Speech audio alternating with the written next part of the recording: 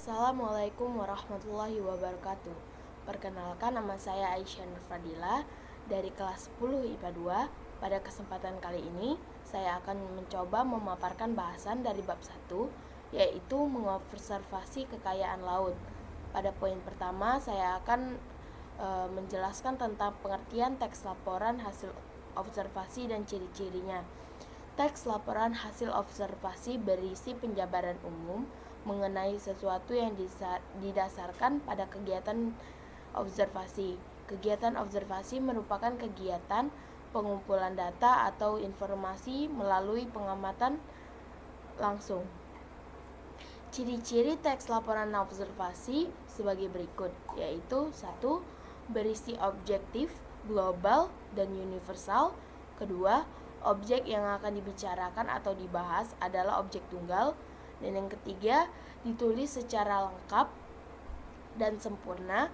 Yang keempat, ditulis berdasarkan fakta sesuai dengan pengamatan yang telah dilakukan. Yang kelima, informasi teks merupakan hasil penelitian terkini yang sudah terbukti kebenarannya. Yang keenam, tidak mengandung prasangka, dugaan, atau memihak yang menyimpang atau tidak tepat. Yang ketujuh, saling berkaitan dengan hubungan berjenjang antar kelas dan subkelas yang terdapat di dalamnya. Informasi yang terdapat dalam teks laporan observasi merupakan fakta yang ditemui oleh objek yang diamati. Pernyataan tersebut berupa kalimat yang ditulis berdasarkan kenyataan, peristiwa, atau keadaan-keadaan yang benar-benar terjadi secara objektif. Teks laporan interpretasi teks laporan hasil observasi. Ringkasan memiliki dua, yaitu ringkasan dan simpulan. Ringkasan, langkah-langkah meringkas teks laporan hasil observasi memiliki 3, yaitu 1. Memahami isi teks. Kedua, menemukan pokok-pokok informasi dalam teks laporan observasi. Dan yang ketiga, mengembangkan pokok-pokok informasi ke dalam paragraf. Simpulan teks hasil observasi yaitu interpretasi terhadap teks laporan hasil observasi dapat dilakukan dengan menyimpulkan teks laporan hasil observasi. Simpulan adalah rumus terakhir tentang sesuatu, dalam hal ini adalah teks. Struktur dan kaidah kebahasaan teks yaitu 2. Struktur teks laporan hasil observasi memiliki 4, yaitu definisi umum. Definisi umum merupakan pembukaan yang berisi pengertian mengenal sesuatu yang dibahas di dalam teks. Yang kedua, definisi bagian.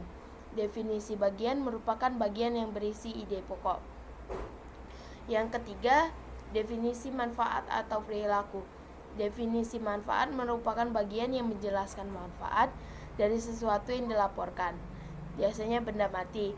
Dan sedangkan definisi perilaku ada definisi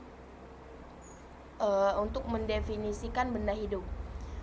Dan yang keempat, penutup atau simpulan. Penutup atau simpulan merupakan bagian rincian akhir teks laporan hasil observasi. Penutupan dapat berisi simpulan berupa tanggapan atau interpretasi penulis tentang objek yang dibahas. Penutup ada simpulan bersifat opsional.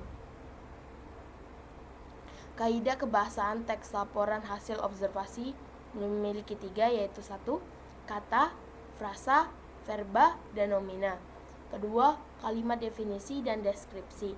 Ketiga, kalimat simpleks dan kalimat kompleks. Penyusun teks laporan hasil observasi yaitu 2. Gagasan pokok dan gagasan penjelas dalam menyusun hasil observasi.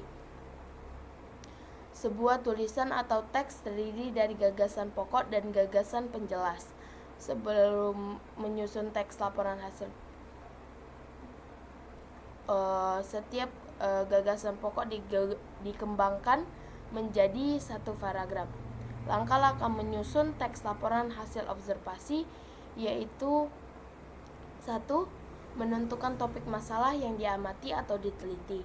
Kedua, merencanakan cara menyelesaikan masalah. Ketiga, melakukan pengamatan sesuai dengan masalah yang ditentukan. Dan yang keempat, meneliti ulang hasil pengamatan. Dan yang kelima, membuat kerangka laporan hasil observasi. Keenam, menyusun laporan hasil observasi. Dan yang ketujuh, membenahi laporan. Sekian dari saya. Saya ucapkan wassalamualaikum warahmatullahi wabarakatuh.